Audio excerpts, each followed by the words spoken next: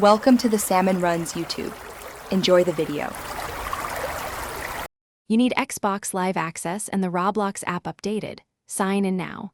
Once done, confirm the specific Roblox game lists private server or server options.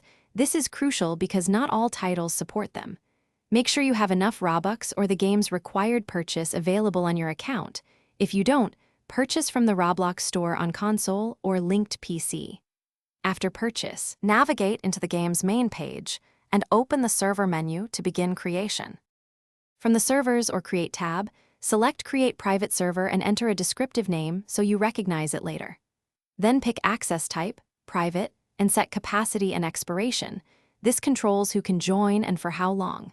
Once configured, confirm the Robux purchase on your Xbox prompt and wait for server provisioning.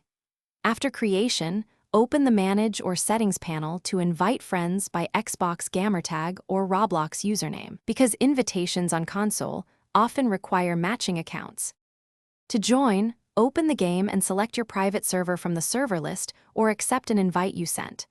You can manage the session using owner controls, kick, ban, change privacy, or renew server time, so keep those handy.